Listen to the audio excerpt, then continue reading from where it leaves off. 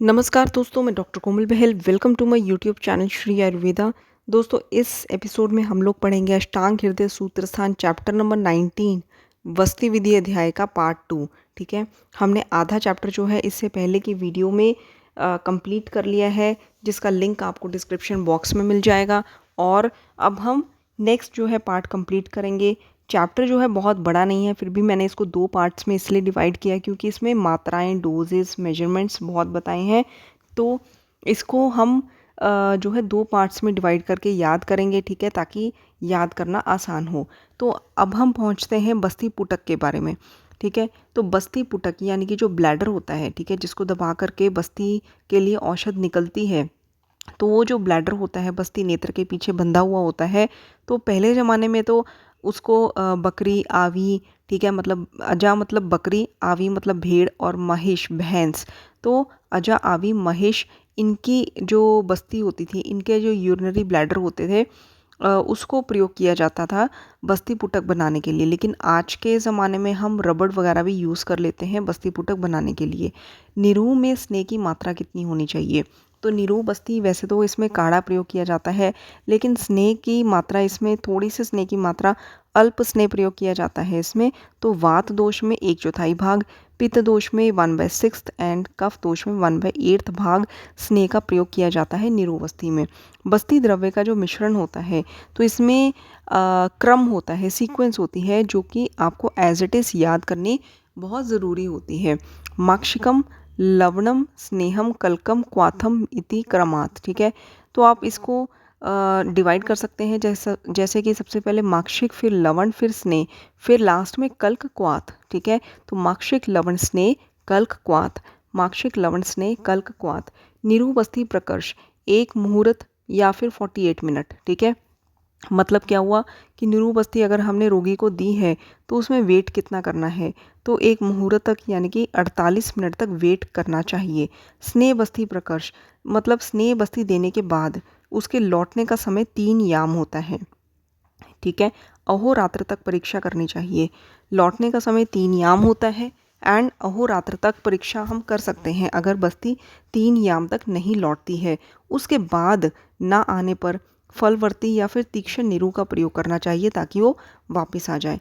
निरूह के योग, अति योग, विरेचन समान होते हैं, अनुवासन के, स्नेहन के समान होते हैं। ठीक है, तो निरूह के विरेचन के समान होते हैं, जैसे कि फॉर एग्जांपल विरेचन के अति योग में जो जो कॉम्प्लिकेशंस आएंगे, वैसे ही कॉम्प्लिकेशंस आपको निरूह के अति योग में दिखाई देंगे। और स्नेहन के अति योग में जो जो कॉम्प्लिकेशंस आएंगे, वैसे ही कॉम्प्लिकेशंस आपको अनुवासन वस्ती के अति योग में दिखाई देंगे। दोष अनुसार वस्ती, देखिए, अगर कफ दोष है तो 1 से 3 दिन तक बस्ती देनी है, वात दोष है तो 9 से 11 दिन तक, और पित्त दोष है तो 5 to 7 डेज।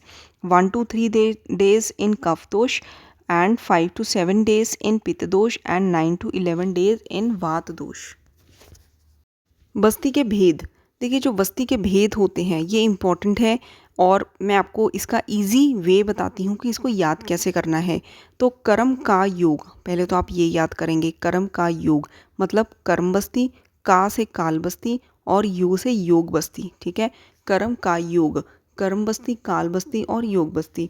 कर्म बस्ती जो है इसमें 30 बस्तियाँ होती हैं, काल बस्ती में 15 बस्तियाँ होती हैं एंड योग बस्ती में 8 बस्तियाँ होती हैं। ठीक है, 30, 15 और 8 कर्म का योग। कर्म में 30 और काल में 15 और योग में 8। ठीक है, अब कर्म में कितनी अनुवासन होती है, कितनी निरूह होती हैं, तो आइए देखिए। कर्म बस्ती में 30 बस्तियाँ होती हैं, जिसमें प्रथम 1 अनुवासन होती है, फिर 12 आस्थापन। इसमें आप करेक्ट कर लीजिए, 12 आस्थापन है, इसमें मैंने अनुवासन लिखा है, 12 आस्थापन होती है, फिर 12 अनुवासन, फिर 5 अनुवासन। तो आप कैसे याद करेंगे? 1 + 12 + 12 + 5। ठीक है, 1 + 12 + 12 + 5 पहली अनुवासन, फिर दूसरी जो 12 है वो आस्थापन, देन 12 अनुवासन, फिर 5 अनुवासन। उसी तरह से काल बस्ती 15 बस्तियाँ होती हैं, जिसमें 1 + 6 + 5 + 3 है। ठीक है, प्रथम 1 अनुवासन, फिर 6 स्नेह बस्ती मतलब फिर से अनुवासन बस्ती, फिर 5 निरूह होती हैं एंड देन 3 अनुवासन होती हैं।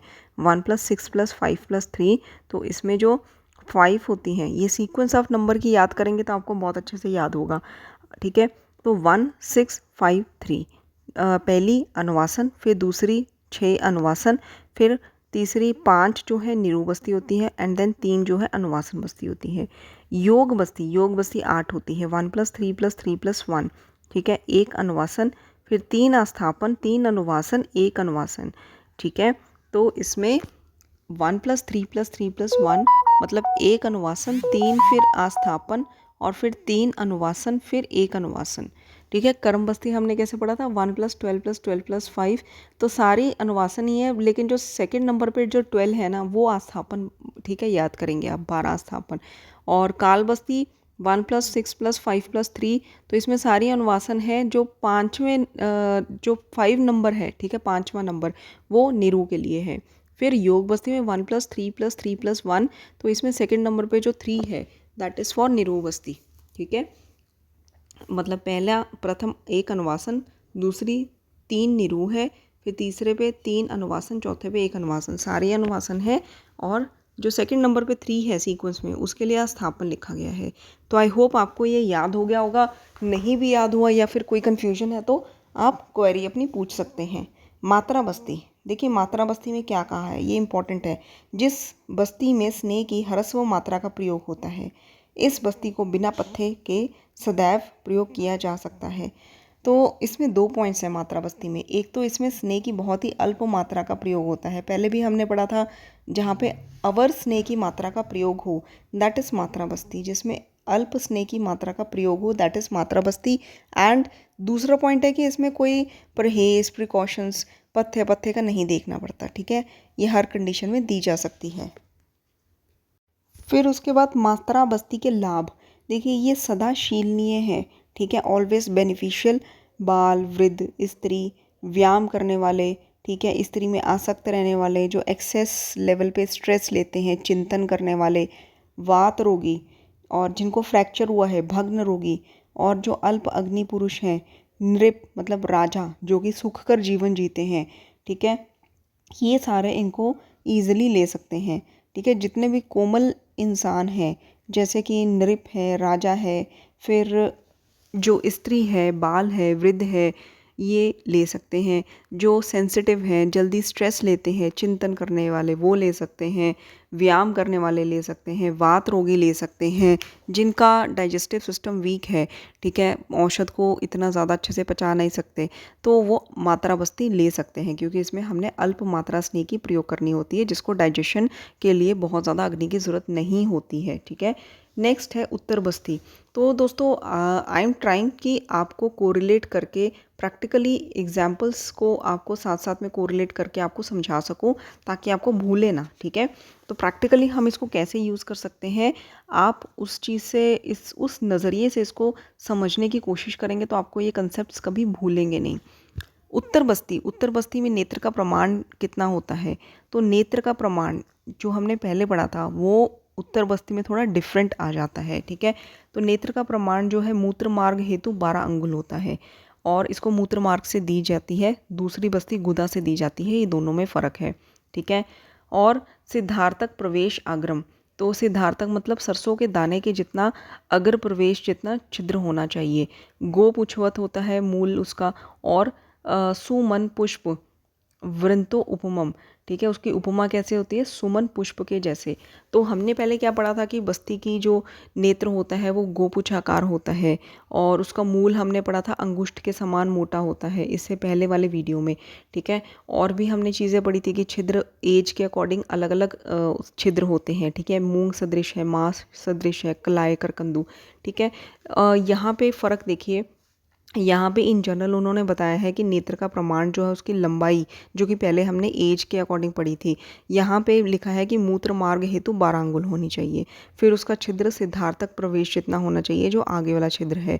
फिर मूल उसका गौ के पूँछ के आकार का होना चाहिए, और उसकी उपमा ओवरऑल बस्ती नेत्र की उपमा सुमन पुष्प के जो स्टेम होती है, मतलब वृंत होता है सुमन पुष्प का, उसके आकार का ओवरऑल इसके जो है प्रतिमा होनी चाहिए, जो बस्ती नेत्र की। स्नेह की मात्रा, ठीक है, तो आप थोड़ा सा इसको डिफ्रेंशिएट करके देखिए कि मूल इसका गोपुच्छ आकार का है, ओवरऑल उपमा इसकी सुमन पुष्प व्रंत के जैसी है। स्नेह की मात्रा इसमें कितनी होती है? 2 तोला या 1 शुक्ति, ठीक है, 2 तोला या 1 शुक्ति। मूत्र मार्ग में प्रथम शलाका का प्रवेश करते हैं, फिर बस्ती नेत्र का प्रवेश करते हैं, ठीक है। आज की डेट में हम क्या करते हैं हॉस्पिटल्स में, अगर पेशेंट को यूरिन पास नहीं होता तो K90 जो है इंसर्ट करते हैं। एक शलाका होती है, वो भी मतलब एक स्ट्रिप होती है, वो इंसर्ट करते हैं मूत्र मार्ग के थ्रू, पेनिस के थ्रू, जिससे उसको यूरिन पास हो जाता है, ठीक है। कुछ उसी चीज़ से रिलेट करके देखिए कि पहले शलाका इंसर्ट करते हैं, उसके बाद उसको निकाल के हम बस्ती इंसर्ट करते हैं, ठीक है। और फिर या फिर उसके साथ साथ ही हम बस्ती इंसर्ट करते जाते हैं ताकि प्रॉपर मार्ग में अपने पहुंच जाए बस्ती। उत्तर बस्ती की जो मात्रा होती है, उत्तर बस्ती की मात्रा में स्त्री में होती है 1 प्रकुंच, ठीक है, या फिर 1 पल। और कन्या में, ठीक है, कन्या में, क्योंकि स्त्री में जो जिसे कहते हैं कि सर्विकल होल जो होता है वो थोड़ा बड़ा होता है। कन्या में जो इंसर्शन के लिए मार्ग होता है वो छोटा होता है। तो इसमें 1 शुक्ति या 2 तोला। स्त्री में 1 पल मतलब 4 तोला हो गया, ठीक है, 1 पल इज इक्वल टू 4 तोला। और कन्या में 2 तोला।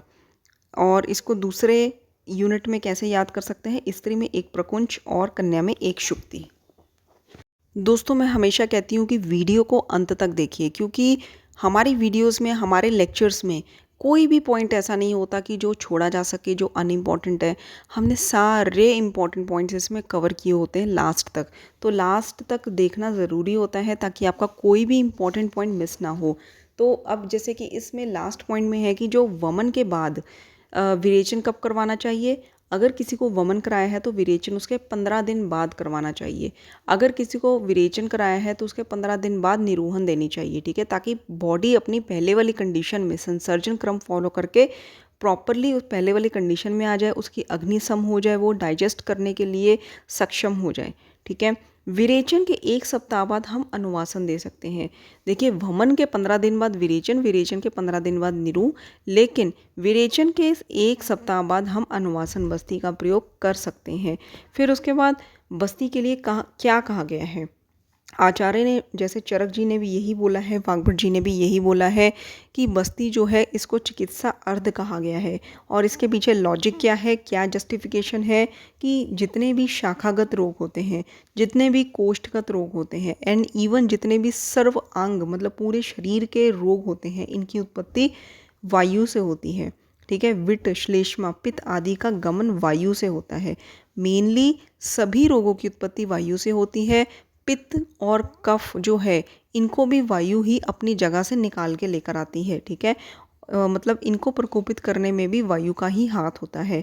तो इस वायु को शांत करने के लिए वस्ती जो है सर्वश्रेष्ठ मानी गई है। वस्ती को चिकित्सा अर्ध कहा गया है। तो यहाँ पे हमारा ये चैप्टर फिनिश होता है और इसको अच्छे से पढ़िए, वेरी इंपॉर्टेंट चैप्टर। धन्यवाद।